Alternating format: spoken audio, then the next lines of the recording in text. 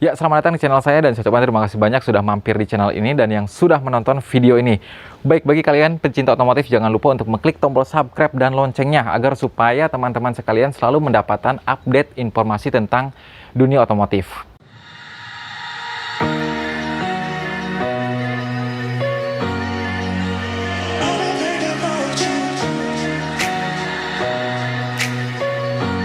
Baik, di samping kita sudah ada sebuah mobil yaitu Honda Jazz GE8 atau generasi kedua dari mobil Honda Jazz.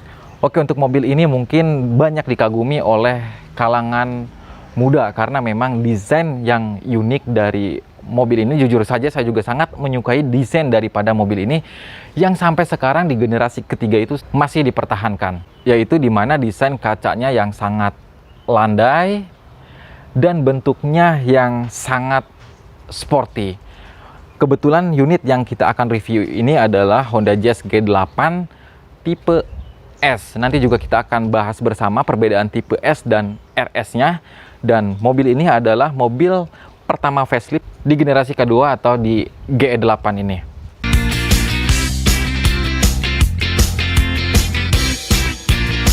Ya, ini adalah bagian depan dari mobil Honda Jazz GE8 atau generasi kedua ya. Ya, ini tipe S dan mobil ini adalah pertama kali facelift di generasi tersebut. Nah, ini adalah bempernya, memang sedikit terlihat agak polos karena tidak ada body kit dan fog lamp terdapat pada mobil ini ya. Hanya ada bagian kisi-kisi atau ventilasi untuk suplai udara ke radiator. Perbedaannya untuk Honda Jazz RS di GE8 sudah ada fog lamp dan aksen berwarna hitam doff yang bermotif. Itu menjadikan tampilannya menjadi lebih sportif. Berbeda dengan tipe S ini terlihat lebih kalem untuk bagian bempernya. Nah, untuk headlampnya sendiri ini penggunaannya atau bentuknya sama persis mau tipe RS ataupun tipe yang S. Dan di dalamnya juga terdapat bohlam halogen biasa untuk lampu sennya, lampu utama, maupun lampu kabutnya seperti itu. Dan mungkin pada zamannya untuk penggunaan bohlam halogen itu masih terbilang wajar. Baik, untuk bagian grillnya ini sama saja untuk penggunaannya mau yang RS ataupun yang S ya. Bentuknya sama persis seperti ini. Bedanya yang belum facelift di GE8 itu dia bentuk grillnya tidak menyambung antara lampu kanan dan lampu kiri, melainkan ada pemisah lagi yaitu bagian bodi si mobil seperti itu.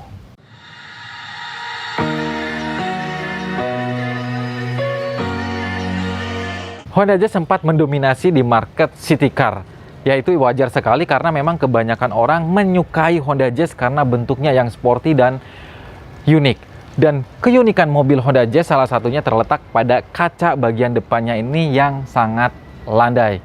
Dan desain ini dipertahankan sampai di generasi ketiga atau di GK5. Jujur saja saya juga sangat menyukai desain seperti ini. Kita lanjut ke bagian samping mobil. Pada bagian samping mobil itu terdapat kaca segitiga. Ini sangat besar sekali.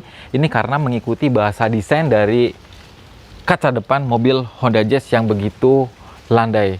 Sekali lagi ini hal unik yang menjadikan tren positif pada mobil ini dan saya sekali lagi menyukai desain seperti ini. Terlihat berbeda dari mobil yang lain namun terlihat lebih bagus dan indah.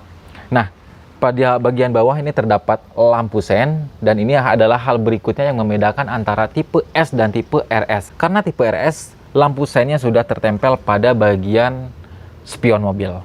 Nah, di sini juga terdapat talang air dan pilar B-nya sudah diwarnai dengan warna hitam. Untuk model pintunya ini masih model cungkil namun sudah sewarna bodi mobil ya. Dan selanjutnya pada bagian bawah samping mobil pada tipe S itu hanya polos saja seperti ini, berbeda halnya dengan tipe RS atau Honda Jazz tipe RS. Dia sudah mempunyai side skirt atau body kit pada bagian ini, sehingga terlihat lebih sporty. Dan untuk penggunaan pelek pada mobil ini dia menggunakan pelek berukuran 15 inci single tone, tentunya warna silver dengan bermotifkan 7 bintang. Dan ini saya kira udah aftermarket untuk bagian bannya ya, namun dia menggunakan profil ban 185/60 R15. Lalu ini adalah hal berikutnya yang membedakan antara tipe RS dan tipe S. Untuk Honda Jazz tipe RS sendiri itu menggunakan pelek berukuran 16 inci dengan sentuhan motif jari-jari pada peleknya. Tentu dengan pelek yang besar itu akan terlihat lebih sporty dan gagah. Namun balik lagi, karena kita membicarakan desain, maka selera orang itu akan berbeda-beda. Mungkin ada yang suka peleknya RS, atau juga mungkin ada yang lebih suka ke pelek yang tipe S seperti ini. Kita lanjut ke belakang. Oke, untuk antenanya dia menggunakan model Hue, tapi ini model yang aftermarket ya, karena yang originalnya dia masih menggunakan antena yang model pipet. Begitu juga spoilernya ini sudah menggunakan yang versi Mugen. Untuk yang originalnya dia spoilernya lebih menyatu ke pada bagian bodi si mobil. Dan untuk kacanya sendiri dia udah menggunakan defogger. Di sini juga ada washer bagian belakang, di sini juga ada wiper belakang, dan di bawahnya terlihat logo Honda bermotifkan chrome seperti itu. Dan untuk bohlam plat nomornya dia masih menggunakan bohlam halogen biasa ya. Nah, ini dia adalah desain dari lampu belakang Honda Jazz GE8 atau generasi kedua ya. Di sini ada sentuhan lampu LED-nya bagian lampu stop lamp atau lampu siaganya ya. Berbeda dengan lampu sennya, dia masih menggunakan bohlam halogen biasa, dan lampu mundurnya pun masih menggunakan bohlam halogen biasa. Di sini terdapat logo iVTEC, dan di sini terdapat juga logo Honda Jazz. Dan bergerak ke bagian bumper belakang, ini adalah hal berikutnya yang membedakan antara tipe RS dan tipe S. Anda bisa lihat sendiri, untuk tipe RS sendiri hanya terdapat lampu mata kucing seperti ini. Sedangkan untuk tipe RS dia terdapat kisi-kisi atau body kit di bagian samping sini, dan terdapat rumah untuk dudukan muffler Honda Jazz tipe RS. Dan sekali lagi kita bisa lihat untuk muffler Honda Jazz tipe S ini masih mengumpet pada bagian bawah ya. Untuk overall sih tampilan bumper belakang dari Honda Jazz RS ini terlihat lebih sportif seperti itu. Kita lanjut ke bagian dalam bagasi ya.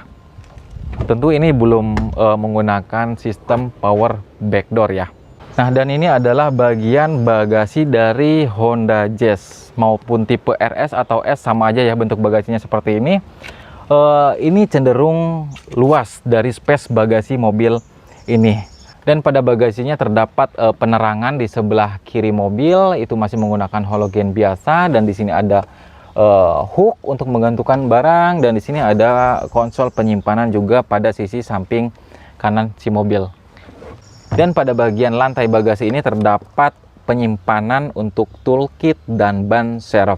Ban serepnya masih full size ya, dan menggunakan pelek asli dari mobil ini. Dan jika Anda masih kurang space penyimpanan dari mobil ini, kita bisa merebahkan atau meratakan jok baris kedua dari mobil ini secara rata lantai dengan konfigurasi pelipatan 60-40%.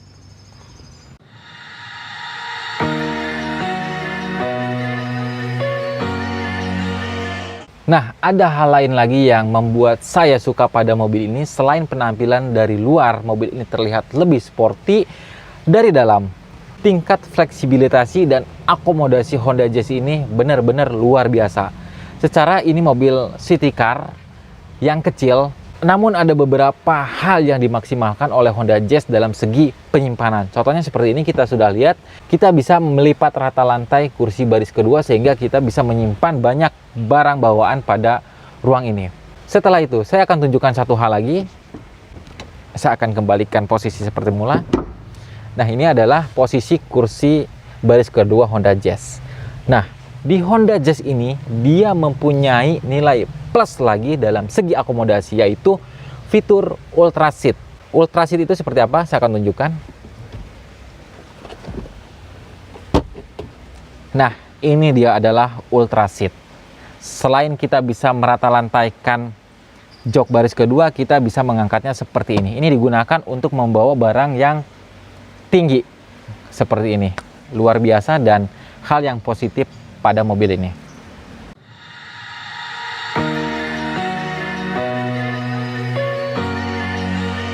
Ada satu hal lagi yang saya hampir lupa untuk ditunjukkan kepada kalian. Nah, pada kursi baris kedua Honda Jazz ini masih mempunyai pengaturan atau tingkat kerebahan 2 level seperti ini. Ini tingkat yang paling rebahnya seperti ini, ya lumayan lah, bisa sedikit rileks kita dengan posisi seperti ini. Dan ini adalah posisi tegak dari kursi kedua Honda Jazz. Sekarang kita coba duduk di kursi baris kedua. Nah, sekarang saya sudah duduk di kursi baris kedua dari mobil Honda Jazz G8 ini. Ini adalah settingan jok paling tegak sandarannya ya, namun terasa cukup nyaman, apalagi di sini headrestnya adjuster. Dan ini adalah ruang kaki saya cukup luas ya. Dan ini adalah jok penumpang bagian depan yang duduknya pun sudah diidealkan posisi duduknya seperti itu, namun masih tersisa ruang yang begitu sangat luas. Di kedua jok bagian depan ini terdapat 2 seat back pocket ya.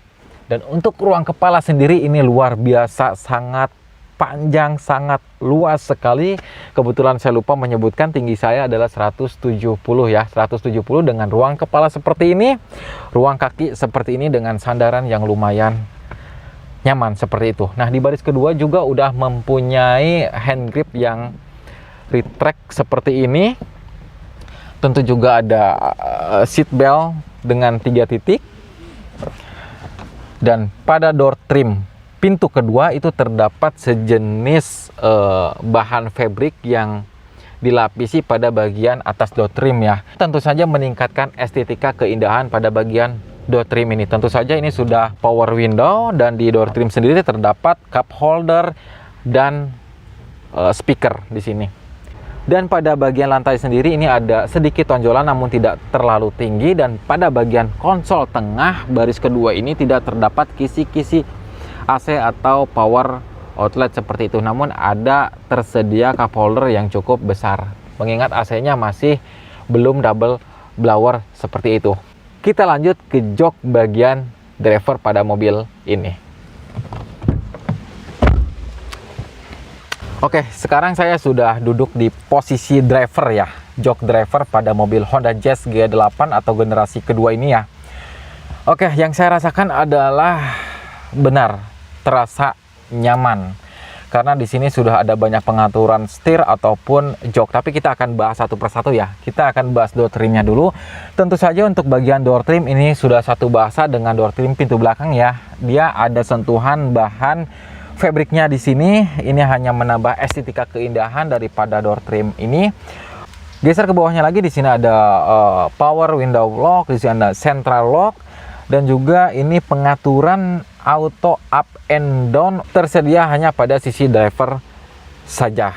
Dan di bagian sini untuk pengaturan jok dari jok pengemudi itu bisa kita naikkan dengan tuas ini. Kita bisa maju mundurkan dengan tuas yang di sini, dan kita bisa atur tingkat kerebahannya dari tuas ini. Tentu saja ini juga headrestnya sudah adjuster ya. Lanjut, oke, untuk pengaturan setirnya sendiri ini udah tilt dan teleskopik ya, sangat luar biasa sekali.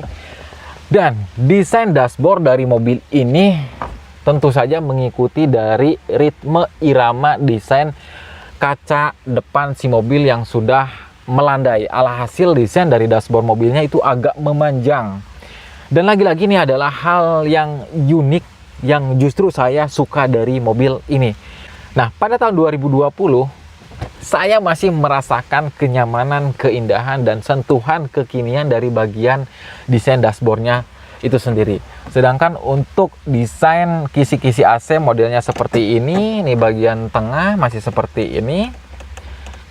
Dan untuk pengaturan AC-nya dia masih seperti ini ya, masih dalam bentuk puter-puteran. Ini untuk pengatur speed fan, ini untuk pengaturan suhu, dan ini untuk pengaturan arah semburan. Di sini ada tombol AC dan untuk tombol rear defogger seperti itu. Dan untuk head unitnya sendiri dia menggunakan Kenwood, ini masih double DIN ya, dan bisa terkoneksi oleh sambungan USB, kabel aux, dan kita masih bisa memutar CD pada bagian atas sini. Sedangkan untuk penyimpanan akomodasi. Di sebelah sini ada cup holder, di bagian pintu ada cup holder, di konsol tengah ada cup holder 2, dan ada penyimpanan di sebelah sini, dan di sisi penumpang depan masih ada konsol box yang cukup luas, dan bagian atasnya juga masih terdapat konsol box seperti itu. Dan ini adalah bentuk dari transmisi mobil ini ya,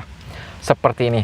Nah, hal lain yang membedakan antara tipe RS dan S yang menurut saya cukup signifikan perbedaannya ya, yaitu terletak pada sistem transmisinya. Nah, untuk mobil ini sendiri tipe S transmisinya masih seperti ini ya, dalam artian belum triptonic, sedangkan Honda Jazz tipe RS itu sudah menggunakan transmisi triptonic dan tersedia pedal shift di belakang setirnya, sehingga kita bisa memindahkan gigi naik atau turun melalui tuas transmisi, atau kita juga bisa memindahkan gigi tersebut melalui tuas pedal shift yang ada di belakang setir. Ya, ini perbedaan yang cukup besar menurut saya ya. Ya, secara penggunaan pedal shift itu mungkin dirasa sangat sporty ya, terlihat sporty, lebih sporty seperti itu ya. Ya, saya juga jujur lebih suka yang menggunakan pedal shift. Namun kembali lagi, ini adalah pilihan ya, karena rentan harga dari tipe RS dan S itu cukup jauh seperti itu. Nah, untuk bagian atasnya sendiri di sini ada hand grip mode retract tentunya, ada sign visor seperti ini, cuman belum ada kaca di sini, dan lampu pun belum ada. Di sini ada untuk penyimpanan kartu, di sini ada lampu kabin bagian depan, sudah LED keduanya, dan di sini ada sun visor sisi penumpang depan ya. Ini ada kacanya namun belum terdapat lampu pada di sini. Dan untuk seat beltnya di sini udah adjuster ya. Dan tentunya sudah tertutup rapih ya. Nah, untuk fleksibilitasi pandangan ke depan ya, karena desain kacanya yang melandai, desain dashboardnya yang memanjang, ini agak sedikit sulit ya. Namun seiringnya kebiasaan mungkin ini akan terlihat mudah atau terasa mudah seperti itu. Namun kalau bagi orang yang baru saja masuk ke kabin Honda Jazz, ini justru akan menimbulkan sedikit kesulitan untuk fleksibilitasi pandangan ke depan seperti itu, karena desain dashboard yang memanjang dan sekali lagi desain kaca depan yang memanjang seperti itu. Ini kita nggak bisa loh melihat sama sekali moncong dari mobil ini. Dan bicara dimensi untuk mobil ini memiliki panjang 3.900 mm dan lebarnya 1.695 mm, dan tingginya itu 1.525 mm, sedangkan jarak sumbu rodanya itu 2.500 mm seperti itu. Dan untuk mesin yang digunakan untuk mobil ini sendiri yaitu dengan mesin 4 silinder segaris 1500 cc dengan daya maksimum 120 PS di 6.600 rpm dan mengeluarkan torsi maksimum di 145 Nm di 4.800 rpm. Yang tenaganya disalurkan ke transmisi manual atau matic dengan 5 percepatan. Ya, secara kesimpulan untuk mobil ini sebuah mobil city car. Saya sangat suka sekali dengan desain yang sporty dan unik. Nah, desain uniknya ini dapat diterima oleh banyak kalangan.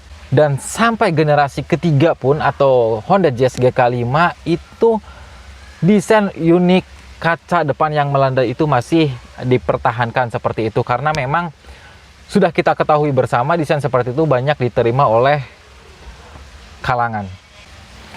Dan mungkin sedikit catatan bagi pengguna mobil Jazz GE8 atau mungkin calon pengguna yang sedang mengincar mobil GE8 ini, sedikit catatan untuk down clearance, karena mengingat mobil ini cukup sangat rendah seperti itu.